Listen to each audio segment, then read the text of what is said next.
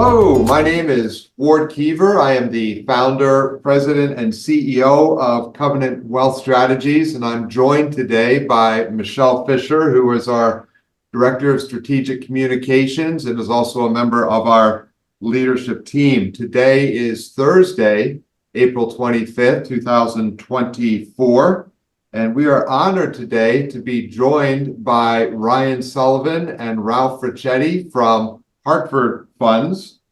Ryan will be our keynote speaker on the topic of Retain Your Brain, which is essentially focusing on factors that impact brain health as we age. Ryan and his wife, Katie, live in Charlotte, North Carolina, where she is an infectious disease doctor. She's had her hands full the last couple of years. Ryan is a vice president and managing director at Hartford Funds. And Ryan, I'd like to take just a moment to read from your bio, which is, I think, very impressive, quite accomplished. Ryan leads communication workshops around the country and speaks on a variety of financial topics with a focus on retirement research from the MIT, Massachusetts Institute of Technology Age Lab. So far, Ryan has provided insights to audiences in 46 states and Puerto Rico, and has led over 1,000 of these webinars. So I'm not sure what you do in your spare time, but that sounds like you do this quite a bit. Ryan originally joined Hartford in 1996, holding various roles of increasing responsibility, left the company in 2012 as a vice president of advanced markets, which is all the really technical stuff. And prior to returning to Hartford, Ryan founded a business to coach professionals on public speaking and impactful communication, and was also hired by his largest client at that time, where he was vice president and head of investor education. In addition to his role at Hartford, Ryan volunteers his time and communications expertise to help others. Since 2012, he's led communication workshops at UNC's Charlotte Center for Leadership and Community Engagement. He also volunteers to help empower athletes with disabilities through a organization called the Miracle League Baseball. And so Ryan, I think, is a coach, and Katie is the disc jockey who plays the music when the athletes come up to the plate. So that's exciting. He also works with those experiencing homelessness and those living with Alzheimer's and dementia through a volunteer program called Time Slips, which you can Google and check out online, Time Slips. I'm just going to read because I have finally found somebody who actually has more letters after their name than I do. So this is something that resonates with me. So Ryan is a Series 7 and 63 license registrations, holds his life and health and variable products licenses, has earned his certified financial planner, which is the CFP. In our office, Randy and Leah are CFPs. Chartered Life Underwriter, CLU, I'm a CLU. Chartered Financial Consultant, CHFC, I'm a Chartered Financial Consultant. Chartered Retirement Planning Counselor, CRPC, Chartered Mutual Fund Counselor, CMFC, and he is also a fellow of the Life Management Institute and a registered corporate coach, RCC. He's originally from Hartford, Connecticut, attended Bucknell University, earned a bachelor's degree in business administration. So I just enjoy that because I know how much work it takes to accomplish each of those things, and I did not want to gloss over them. Today's presentation is based on groundbreaking research by Dr. Mark Milstein, which is entitled The Age-Proof Brain. And Ryan, in fact, has been personally trained by Dr. Milstein. So he is coming with a significant amount of credentials and authority. We're going to hold the Q&A until the end of Ryan's prepared remarks, but you certainly can send questions in during Ryan's presentation. Email Michelle that's with two L's, Michelle at covenantwealthstrategies.com. So Ryan, unless I have missed anything, I think it's time for me to turn it over to you so that you can lead us in this most important topic. Great. Well, thank you much, Ward, for that very kind introduction. Thank you to everyone at Covenant Wealth Strategies, and thank you all for joining. Hopefully you're doing well. Appreciate you taking the time, and something we hope you'll find interesting and valuable. That as we talk about this idea of retaining our brain, that retaining what could be our most valuable asset. Of course, things like our home equity, our IRA, 401k, those things have value. But if you'd agree that our ability to enjoy those things, keeping our mental functioning into later life, and with that, the ability to enjoy what we do, spend time with friends, family, church, or other faith-based organizations, all things that are more possible if we've taken care of our brain health. And so we'll give some simple but actionable things that we all can do to refine that. As mentioned, if you do have questions at any point, please do email those to Michelle. We'll make sure to touch on those at the end. But Ward did a great job setting up the topic for today. The insights we'll share are from Dr. Mark Bilstein. His book, The Age-Proof Brain. So Dr. Mark holds dual degrees from UCLA. His focus on things like bio-neurological science, all about how the brain works and interactions between our other bodily organs, functions with our brain. His book lays out some of the simple lifestyle interventions. You'll see mentioned here things that we can do that have been proven to be able to lessen the risk of cognitive decline. And there is no magic wand relative to that. That would be nice. But what we'll share today, things that have been proven to help lessen the risk, or if we can push off cognitive decline, lessen its impact, all things that are worthwhile for us to understand and be able to share with people that we love and care about. As mentioned, my wife is a physician. I am not.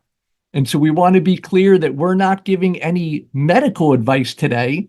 But again, in laying out what is now proven science per Dr. Mark and his research, things that we can implement. But if there's ever a question, of course, we encourage folks to speak with a healthcare professional before making any changes. But what we'll talk about in our fairly brief time together, a bit about the difference between our age and our brain's age. You might be surprised to find that those two can be very different. Next, we'll talk a bit about brain health. And last, the simple but impactful things that we all can do to lessen the risk of cognitive decline, to help us, to a degree, age-proof our brain.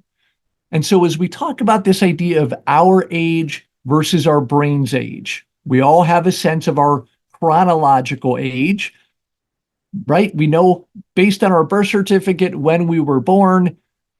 I've heard folks, as we've done this presentation around the country, folks who have said that, Ryan, I feel a certain age that's younger than my chronological age, and yet my knee feels even older, right? We may have different aches and pains as we age, but imagine the surprise for researchers now that technology allows for the use of things like PET scans, CT or CAT scans, or something called the functional MRI.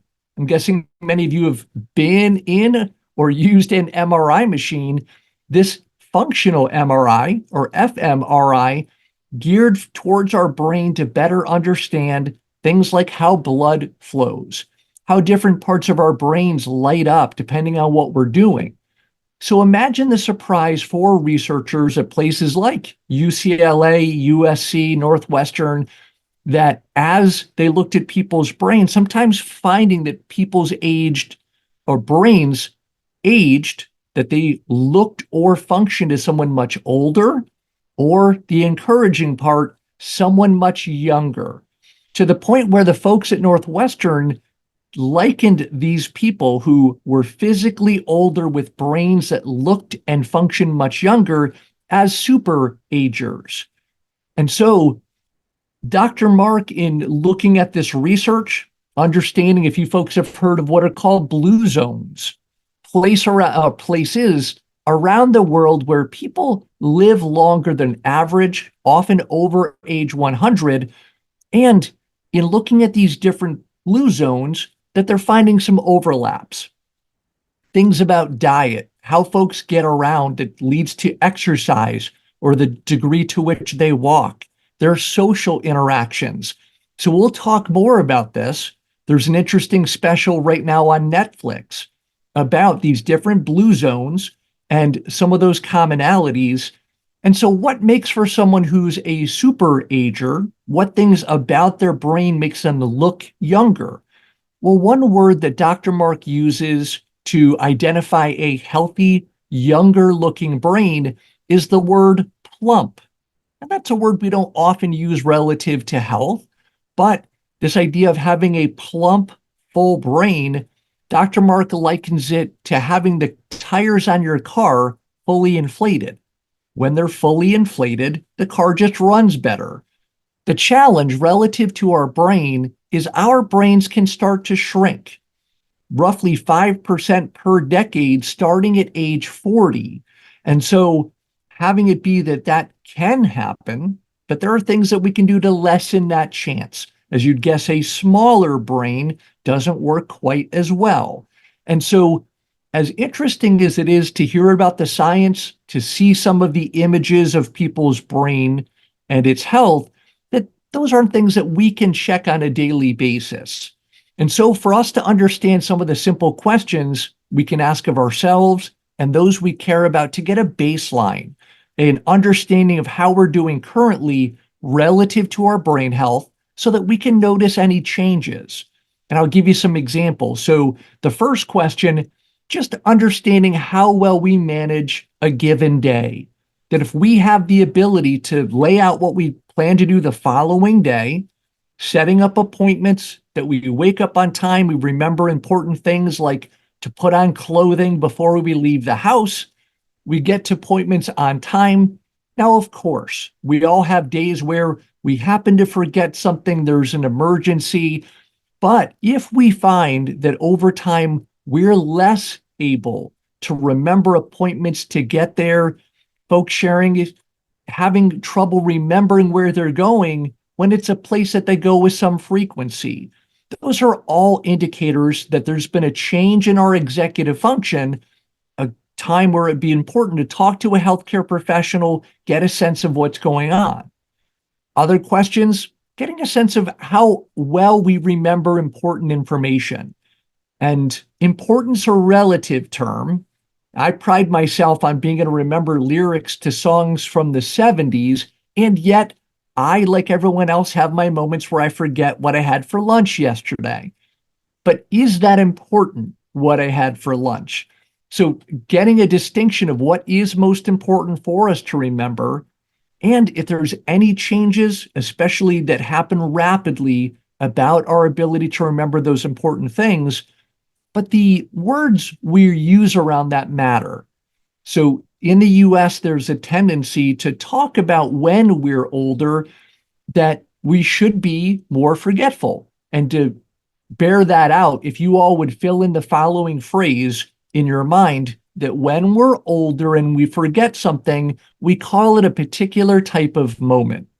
I'm guessing you're all thinking senior moment. And with that, one expert who I respect, she said, when she was younger and she forgot things, she didn't call it a junior moment. There's that.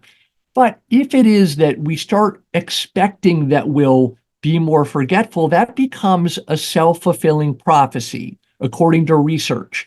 So instead of expecting us to be more forgetful, yes, there are changes to our brain, how we process information as we get older. But just to say, if we have trouble recalling something in the moment, to say, I can't remember right now. And that's a true statement. Often we will remember what we intended, although for me, often that's 3 o'clock in the morning. So all beneficial for us to have a bit of a sense of humor, but not to expect that we'll be more forgetful. Next, how well can we move and maintain our balance? So our brain does a lot more than just remember things. So if we have a basic sense of our movement, if we do get less steady on our feet, here's where some technology can help. So on most smartphones these days, they have a health app. On that health application, that often there's a section relative to mobility. And so with that, having the ability for us to get a sense of how we're walking, that if our gait, how we walk starts to slow, that we wind up at an increased chance of a fall. So for us to pay attention, be able to track those things fairly easily, that if we're walking more slowly, or the apps can actually tell one of them if we're starting to drag our feet a bit, where we're more at likelihood of a fall. With that, if it's happened to you, someone you care about, that being confined where we can't be as mobile, that has a negative health impact, or the potential we hit our head. Certainly, those types of injuries in later life negatively impacting brain health. The last couple, how fast can we walk? We are not encouraging that if you're someone who doesn't walk often, that you go out and become one of these speed walkers. If you've seen these folks, very impressive, but instead that if as we're walking, we're able to increase the pace just a bit. Research now showing that within reason, where we're comfortable and safe, that we increase our pace just a bit, that can be very beneficial in helping to lessen the risk of dementia. The last one, how old do we feel? And here's where, again, that sense that if you feel younger than your age, that's great. The question is, what do we do with it? Will you be the next Julia Hurricane Hawkins, who at age 106 was setting records, competitive running? One of the reasons when asked at age 100 why she started to run competitively, she said, there's not much competition. So having a sense of humor helps.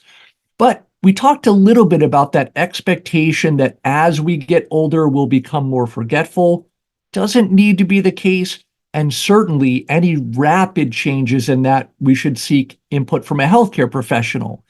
But the other question we get from folks who say, hey, I have a genetic predisposition, someone in my family living with Alzheimer's or dementia, what they're finding very encouraging that of the folks living with Alzheimer's, they believe as few as 5%, maybe even as few as 1% of folks living with Alzheimer's, that diagnosis is essentially predetermined.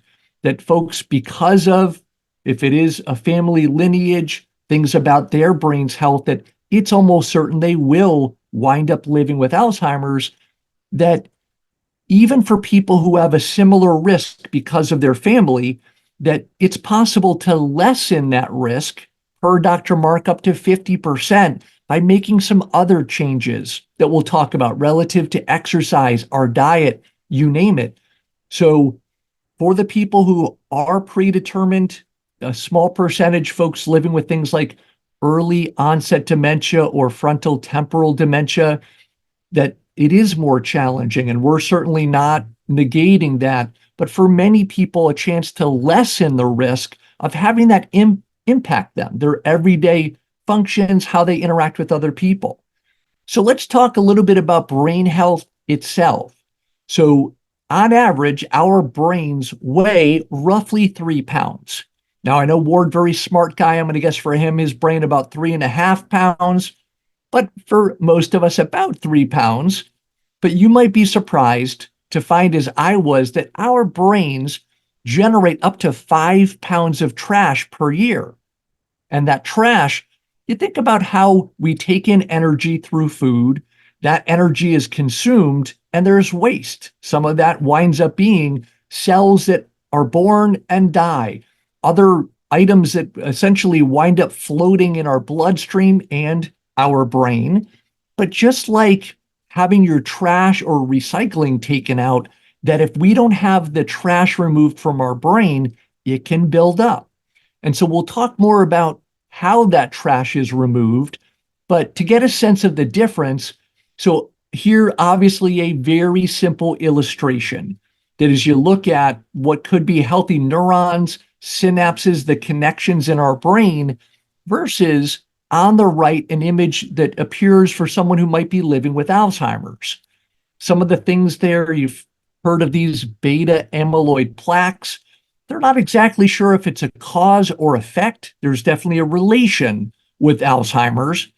The other one, something called neurofibrillary tangles, that I've heard Dr. Mark liken this, that you think about the electrical wiring in your house, that if that wiring is frayed, is tangled, is cut, those electrical impulses don't move as well. And that's essentially how the communication, how our brain functions. But imagine the surprise for researchers. For one, finding some folks that when they put them under that PET or CT scan, finding that someone's brain looked like the one on the right, and yet people who had very normal brain functioning, normal interactions. Again, why the other aspects of what we'll talk about are so important. And the last one, even more surprising, that in doing some studies where they would take a snapshot of someone's brain health currently, and then over time have them take on different, if it's exercise routines, the food that they take in, you name it. And then at 6 months or a year later, taking another picture and finding that their brain looked healthier. So the nice thing is there are things we can do to limit and perhaps slightly reverse some of that aging process in our brain. But the reality, and it isn't the focus of our conversation, but it is important to talk about, that if we wind up living with Alzheimer's or related dementias in later life, that there is a cost to that. Certainly, if it's happened with a friend, a family member, so the medication, the caregiving, our relationship, Ward mentioned in my introduction, our relationship with the MIT Age Lab. If someone's doing caregiving for a parent living with Alzheimer's, very often, per the Age Lab research, it's the oldest adult daughter in the family. The reality for that person, that women, we saw it during COVID, sometimes leaving the workforce because it was more cost efficient to do the care themselves than to try to afford that. The other part, we've all talked about the potential for us to be living longer. We were sharing with Ward a conversation right before the call that they're trying to verify this with the Guinness Book of World Records, but the country of Peru, they believe there's someone living there currently who is 124 years old. The great part about that, the opportunities for a longer life, the challenge, certainly we need to manage our finances accordingly, a focus for Ward and the team, and to keep our brain health. Because if we don't, that the costs, and these are national averages, depending where you are in the country, where your family is, those costs can vary greatly. But often what starts with home health care, a quick check-in on a loved one, ultimately that can progress to the point where someone living with Alzheimer's, dementia, they need to be in a memory care center, getting round-the-clock supervision. As Ward mentioned, I volunteer at a memory care center here in Charlotte, North Carolina, where I live, working with folks living with Alzheimer's and dementia. In the 6 years I've been doing that, 99% of the residents that I've interacted with are women, and some of them have been there the whole 6 years. So for all of us to think about things like long-term care or how we'd pay for that type of care for ourselves or others, and to realize that unfortunately Medicare isn't much help, that often there's limitations, can be as little as 100 days, some of these type things are covered. Medicaid, as you folks may know, there are income and asset limits over which there's very little help, so it's tough to rely on that. All in, according to the Alzheimer's Association, those costs for the medical expenses, the lost wages, all the things go into it, national average almost $400,000. So the encouragement, hopefully folks have already done this, but to talk to Ward and the team about things like a will, a healthcare proxy, a durable power of attorney, because that financial cost is one thing. the emotional cost to a family that hasn't done that planning can seem a whole lot greater.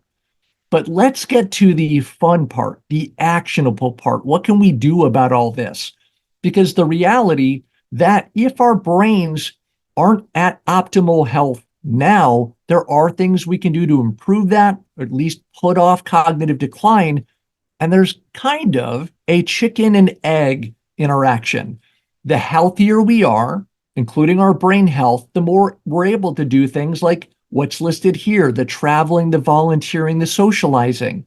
The more we do those things, the more it keeps our brain healthy. So how do we start? Where do we begin in making some positive changes? Well, folks, here it's important to delineate between common knowledge and common practice. So you are not going to be surprised to find out that sleep is important to our brain health. But what might surprise you is how little changes can really help.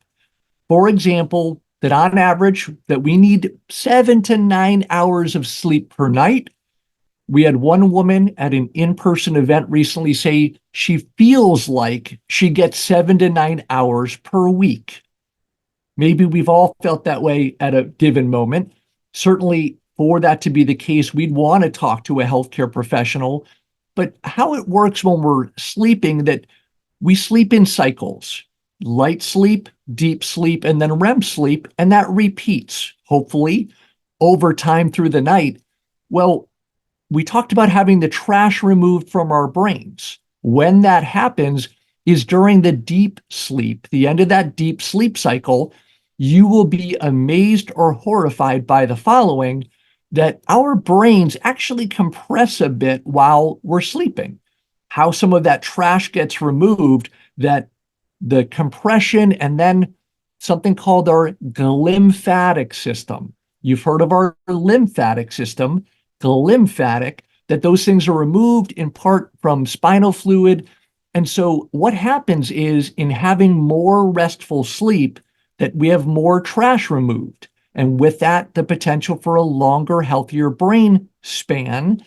Well, what can we do to get that better sleep? Some very simple things. For example, sleeping in a darker room.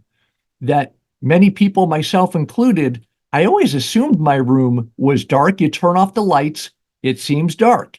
But when you look at it, if you've ever woken up at 3 in the morning and realized it's actually fairly bright.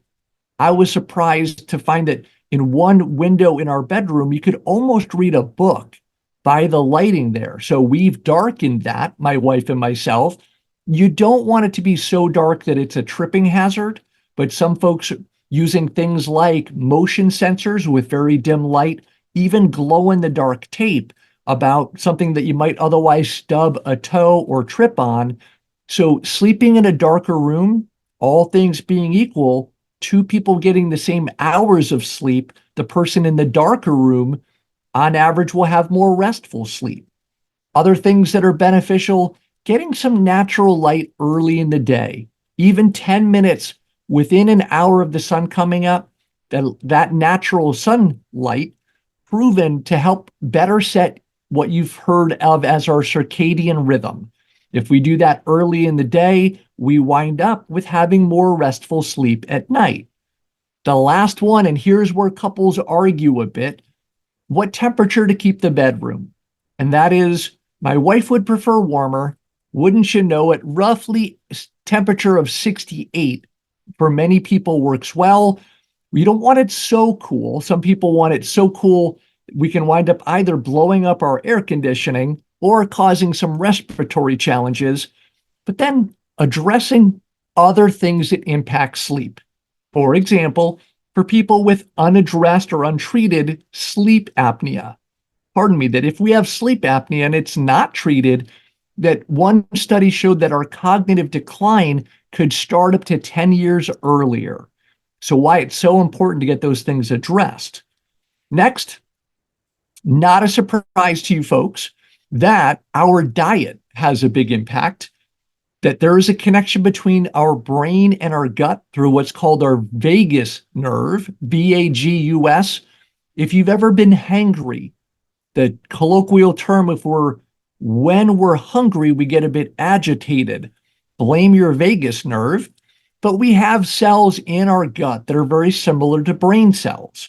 And what we feed ourselves, our gut, can help with things like more sustained energy versus the risk of more inflammation.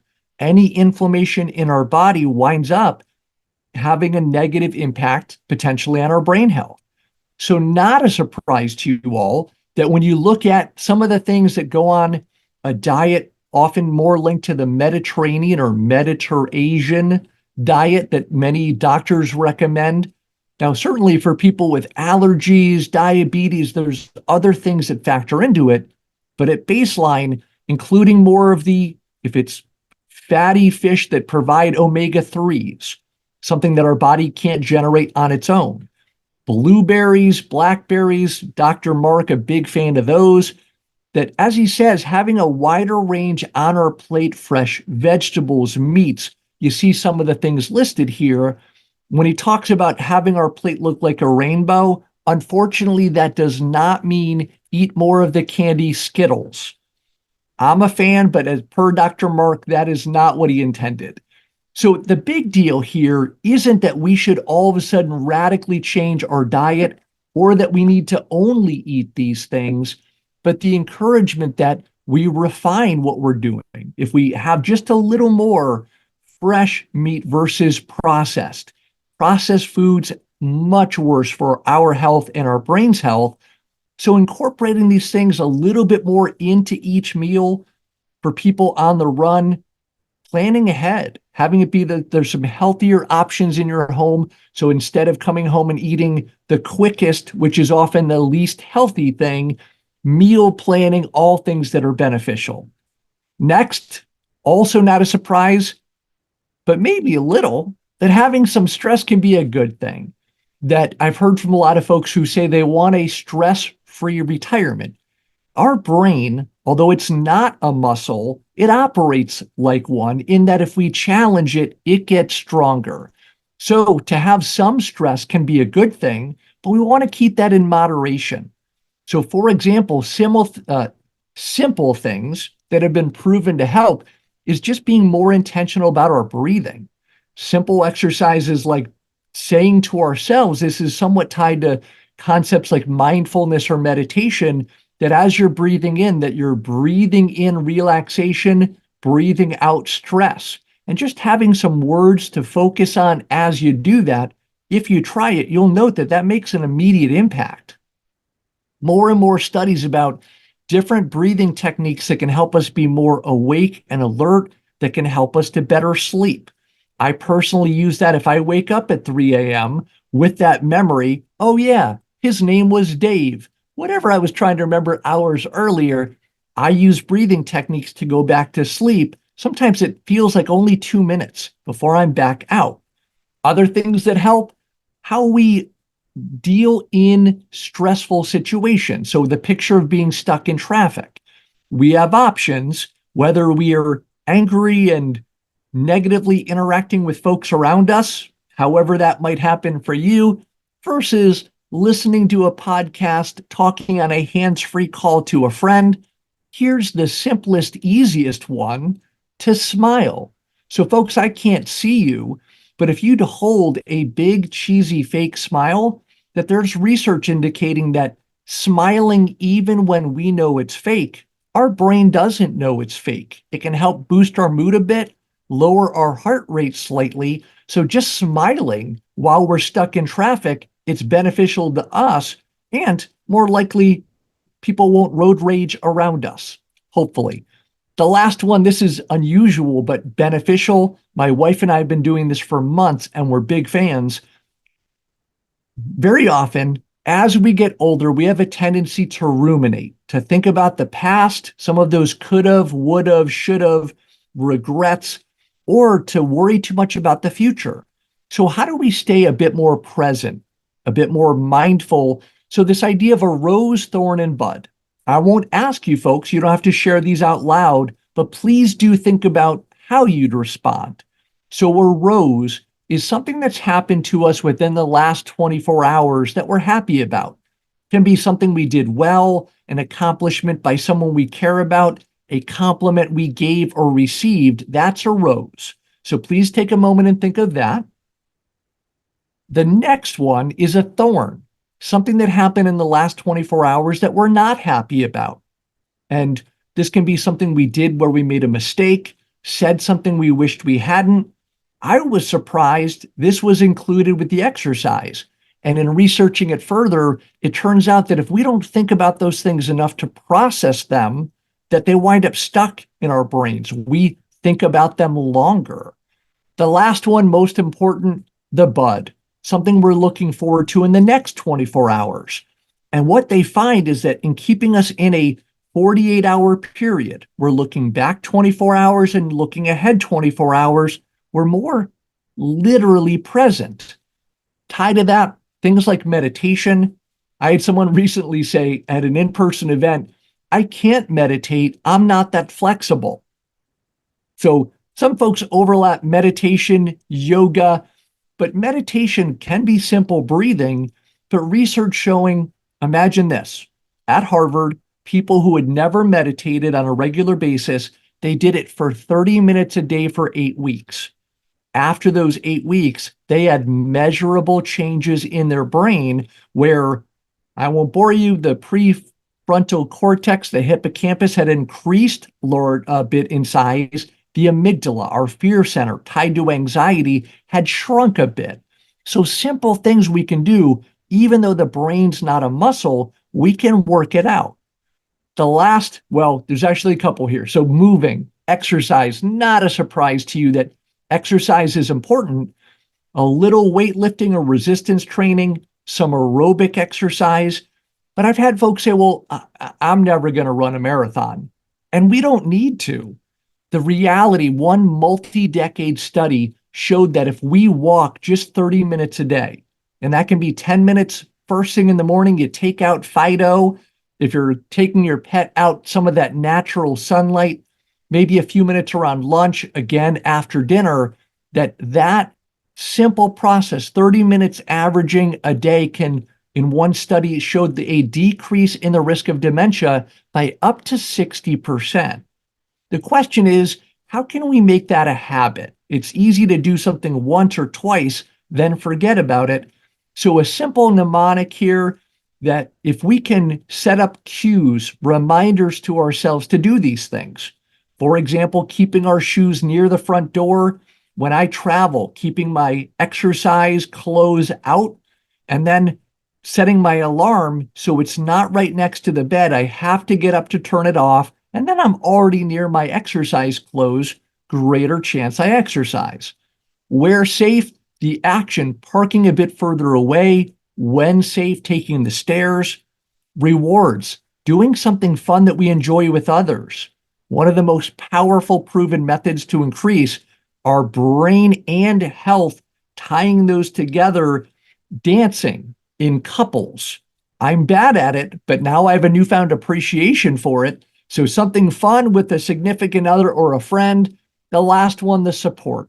That encouraging, if it's friends, family members, that the more we support others, that we share our goals, encourage them to share theirs, all beneficial. The last couple, how do we cross-train our brains? Here's where I hear from many folks who say, well, I do Sudoku, and that can be great, or crossword puzzles. But further research, when our brains get the most challenge, the most gain, potential for more and better connections, stronger connections, and something called myelin. It's a combination of fat and protein that forms around those connections. And with that, speeds up connectivity a bit, lessens the risk of the plaques that have been correlated with Alzheimer's. So how do we challenge our brain? By doing something new, something novel. So if we're good at Sudoku, to consider doing jigsaw puzzles. If you're good at jigsaw puzzles, consider a crossword. It's the challenge that really changes our brain for the better. And so as you think about some of the activities we can do, if it's learning a new sport, pickleball is popular near me, learning to play an instrument, or for me, I'm a lifelong guitar player, and yet what I realized was most days when I pick up the guitar for a few minutes, I would play things that I always play. Now, based on this research, I look up and play snippets of new songs, songs I don't know, and I believe it's certainly helped my guitar playing and it's helped my brain health. New languages, reading books, listening to music that isn't our typical music, all beneficial. But the last bullet may be most important, and that is doing it when possible around other people. So we've been talking about a great book, The Age-Proof Brain by Dr. Mark Milstein, highly recommend it.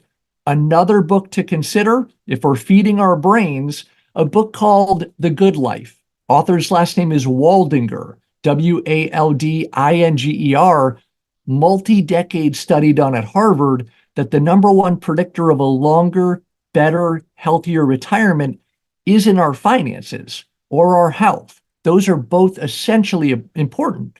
But the number one predictor, the strength of our social network, our friends, family, those connections keep us younger. Imagine this, where the negative impact to our health if we're isolated in retirement is the equivalent of smoking 15 cigarettes per day. 15 cigarettes per day, according to one study. So all those things beneficial, but the last part we get a lot of questions about supplements. So Dr. Mark shares a great story. I'll give you a basic version where he's doing a talk for a big group. Someone comes up at the end and basically says, hey, this was great. Really appreciate it, but I don't actually need any of your tips. I'm taking a supplement that has greatly improved my memory. And Dr. Mark said, well, that's great. I'm glad to hear that. What's it called? The gentleman couldn't remember. I'm not picking on him. We've all had those moments. But per Dr. Mark, instead of rushing out to buy a bunch of supplements, which as you folks may know, they are not well regulated. There have been studies where they look at what's supposed to be a supplement, a certain amount of a specific compound. They look at it and it's either not the compound at all or greatly different amounts of what's in there, much higher or lower. All of that increases the chances of having a negative consequence, a conflict with other medications or supplements we're taking. So per Dr. Mark, the encouragement that we get our annual physical more often if we need it, and that we have a blood test. So as they look and see any deficiencies with vitamins, that as best we can to make that up in our diet, our body absorbs food better than medication. If there's still a deficiency, then talking to a healthcare professional about what supplements to take. But otherwise, for all the ads out there of things we can and should be taking, the reality, most of that can be done with diet, if not supplemented as recommended by a healthcare professional. So as we wind things down, we talked a bit about our age versus our brain health, the things that we can do to fine tune and age proof to a degree our brains. But per Dr. Mark, this idea that having a sharp mind into later life, it's not luck. I'd encourage you all to take a moment to think about one person in your life, and you may have many, who they're older, but they're with it. They are tied into a social network, their memory, how they interact with people, that they're very vibrant, engaged. Is it in part their diet, their exercise?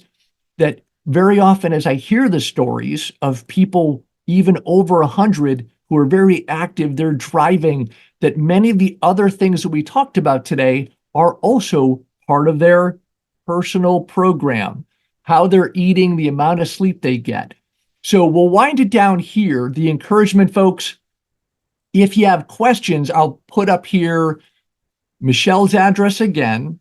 And we do have a related workbook that Michelle and team can send out that provide a bit more detail on some of the tips that we shared, but we do want to leave time for questions. So with that, I'm going to wind things down in just a moment, open it up, see from Ward and Michelle if we have any questions or any comments that they'd share. So let me take that down and then we'll see. Ward, Michelle, any thoughts or questions?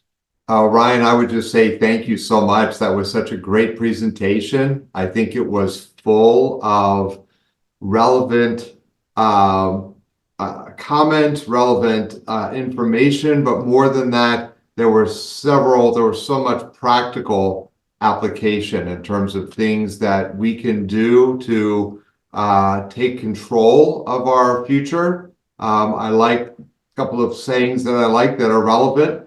It's important to plan for the future because that's where you're going to spend the rest of your life, right? And another saying that goes something like, the people who are best at predicting the future are those who plan for it. And so you gave us several excellent tools that we can use to make a difference, even if just a small difference, a slight change in trajectory over years and decades will have a massive difference in terms of where you land. I think I'm not going to get it exactly correct, but they talk about a flight taking off at LA and aiming for New York. If it's off by 1 degree or 2 degrees, it winds up in Charlotte, maybe. So small incremental differences along the way compound and make a huge difference in the end result. So thank you very much for your presentation. And we actually had several questions that came in advance of, so we've got some people who are on the ball and they had questions that they already sent in. One of the questions that came in was, what is the best way to encourage healthier behavior in the lives of our friends and loved ones? Maybe we're dealing with aging parents, maybe we have a spouse or a sibling that we care about or a neighbor. How can we encourage healthier behavior in our friends and loved ones? Yeah, thanks for the question. What I find best is just lecturing people. And the more you can point your finger, no, the exact opposite. So that temptation for any of us, because we care about someone, we care about their well-being, that we want to lecture, we want to constantly remind. But what we hear, and this in part from the MIT Age Lab, this can be how to encourage people to use technology better or to have healthier decisions, that the more that we, for one, do that ourselves, laying out to someone we care about that we're trying to be more active. And very often folks will notice a difference. And when they do, then they've seen the positive benefit for us. The other great one is to encourage that we do it with them. To say to someone we care about, hey, I want to be more intentional about getting out and walking. I haven't been great about it. Are you open to you and I being accountability partners? Can we have some fun with this? And where we each do it, maybe we share how many steps we do a day. And those simple things where instead of that lecture that we're pointing out that we're trying to improve also, the best, if it's someone close enough by, how about we go for a walk together?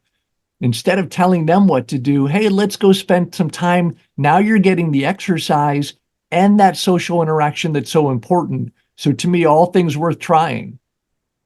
So that actually segues into another question. A lot of these things that you spoke about was anticipated that you might be bringing forth a lot of data and that sort of thing. The question that came in was, how do we make these things fun? How do we make these things more fun? So you just touched on that, but if you would maybe unpack that a little bit further. Happy to. So you might have heard a term, folks, called gamification. Very simply, if we make a game of things that otherwise may not be the most fun thing to do, that can be fun for us and to do with others. So here's an example. My wife and I got electric brushes. So imagine for me talking about technology a lot to find out that I get this electric toothbrush. It has a Bluetooth app, like seemingly everything else. That seems over the top, but I'll try it out. Wouldn't you know it? For one, I found that I brush my teeth wrong. I brush my teeth, folks, please understand, But what I found that many people who are right-handed like myself spend a bit more time on the left side of their mouth. Left-handed folks do the opposite. That's one part. So getting that feedback, because there have been studies that have linked the risk of gum disease to the risk of Alzheimer's. But the fun part, my wife got the same toothbrush. And at the end, you get a score of how well you've brushed your teeth. And she and I are, in a fun way, competitive. And so having fun where each night be able to see, oh, how are you doing? Oh, I actually beat you this time. Doing that with your kids, there's many ways that we can track things, have fun with it, compare it. And with that, now we're getting a sense of our improvement and having a bit of fun while we do it. Well, to that very point, I was, while you were sharing and you were talking about the importance of exercise, I pulled up my phone and showed Michelle quite proudly my 2-mile, 30-minute pace this morning at a 14:34 pace, so just over 4 miles an hour. I was quite proud of this. Michelle promptly pulled out her phone and showed me her 6-mile run this morning. So yes, that little bit of competitiveness, but also accountability, encouraging each other, making those things fun. So we had a question come in. What about a sauna? So just in terms of, do you have any information on the impact of use of a sauna, whether temperature or duration? And I'll add to that because I have some friends who have been doing this. I've been waiting to see their results before I embarked on this journey myself, but there's been this kind of enthusiasm in some circles for the ice baths and some conversation about how the immersing yourself in freezing cold water for 10 seconds or 30 seconds or 2 minutes or trying to build up triggers a fight or flight response that, whatever. So any information that you have on cold water therapy or sauna heat therapy, several people I know have hot tubs, so maybe speak to that for a little bit. You bet. Yeah. And so here's where, for the proven things that we can talk about that it's safe, most people can do it, you don't really need to caveat much. Here's where Dr. Mark, in talking about these types of things, is very clear that there is some research that indicates things like cold plunges or sauna use, other hot baths, that those can be positive, but it's so much more important with things like that, where it's a dramatic change to our body temperature, the shock risk to our body, that's where it's important folks are checking with the healthcare professional first. For people who they've gotten the okay that doing that cold plunge, there have been shown to be benefits, but not something where Dr. Mark or maybe any physician would encourage that folks just rush out and do something like that without talking about it first. Because if we have a heart where there is an issue, the risk for any sort of challenge that being in a temperature that's far too cold or hot can trigger issues. So not meant to be evasive other than to say there can be benefits, but let's get checked first so we enjoy those benefits and don't cause more problems. Consult with your primary care physician before any of these things. Certainly, there's the disclaimer. Ryan, we had another question that came in, which was asking about the two organizations that I mentioned during my introduction, Time Slips and Miracle League Baseball. An individual requested a bit more information about those two organizations. Would you be able to share for a moment or two on that? Absolutely. So one of the benefits of being around other people, of volunteering, you folks know this, that feel-good factor proven to help our brain health, sense of gratitude, of belonging. So Miracle League, this is a nationwide league for athletes living with disabilities. And so I announce baseball games here in Charlotte where I live. As Ward said, my wife plays the music. She's the DJ. But these are all athletes, different physical and cognitive challenges, but they love baseball.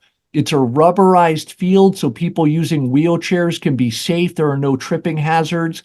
And if you've ever been around something like a Miracle League field, their energy, their excitement, they're passionate about baseball. You could warm your hands by it. So there are fields all over the country. Encourage folks if they want to check that out. You can go to the Miracle League site, learn more about local fields. The other one, a program called Time Slips. One word, timeslips.org. This, a program designed by a woman who found in interacting with people living with Alzheimer's and dementia that those folks would get agitated or upset if you tried to have them remember. So things like doing trivia contests. Music has been a great way to connect with people living with Alzheimer's and dementia, but she found people would get frustrated if they couldn't remember. So she got a MacArthur's Genius Grant and the $500,000 that comes with it to develop a program where instead of having people remember, you have them use their imagination. So I go into a memory care center here. I'm a certified facilitator. Imagine a picture, for example, a guy on a horse with a guitar. I explain to the group we're going to make up a story. And once they understand they don't have to remember anything, I ask them, what should we name the horse? And as soon as they know that any name is okay, they start yelling out names for horses. I write it all down. The place where I do this, they actually type up the stories, send it to the family members to say, your loved one helped create this story. You can do it individually for people living with Alzheimer's or dementia. That website, timeslips.org, details about how if someone's living with a loved one or interacting, you can use some of the same techniques, but just a neat way to engage people's creativity at a time where they might have more trouble remembering. I would say the frustration that they would have remembering would add stress and that sort of thing, whereas each of us has creativity within us. And so by drawing that out through this exercise that you lead, Ryan, I would imagine that brings a fair amount of joy and camaraderie and community and positive things. So thank you so much for doing that. Thank you so much for sharing those things with us, and especially that Time Slips program, to the extent that we do have loved ones who are dealing with cognitive impairment, dementia, Alzheimer's, these sorts of things. I think that's a great resource that we've just brought to the table. So thank you very much for highlighting that and bringing that to our conversation. Well, we are at the top of the hour. So Ralph, I just want to say thank you very much for bringing Ryan to us. And Ryan, I'd like to say thank you very much for sharing knowledge and expertise. I think this has been a great investment of 60 minutes in terms of putting this program together. I know that those who are on the call live, I anticipate we'll be receiving some positive feedback. And this call, I didn't mention at the beginning, but is being recorded. So we will add this to our video library on our website. And I know that we routinely have a number of people who listen to these calls subsequent to the program. So Ryan, before I wrap up, any closing remarks? Well, I just want to thank you, Ward, Michelle, everyone at Covenant Wealth Strategies. Truly appreciate it. And the fact that you're touching on things that aren't just about finances, showing that there is so much more in planning for later life. So we appreciate the opportunity. And folks, thank you very much for joining. Thank you. And yes, I would say that longevity planning is critically important. Planning for the future, because that's where we'll spend the rest of our lives, is critically important. We handle the financial planning end of these things, talking about Social Security claiming strategies, pension claiming strategies, and other tools and products that can be used to provide income that you cannot outlive, regardless of how long you live.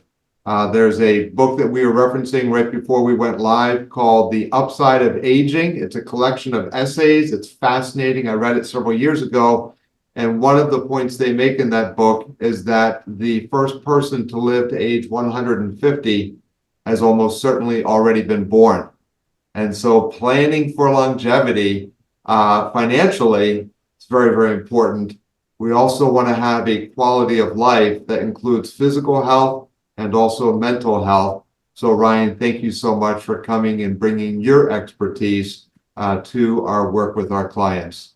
So with all of that being said, we want to thank you for listening in today. If you have additional questions on any of these topics, don't hesitate to reach out. We will be sending a follow-up email out to all of our clients in our community, which will include a link to this playback, as well as a PDF attachment of the workbook that Ryan mentioned during his presentation. So thank you again very, very much, and have a great rest of your day. Thanks all. Thank you.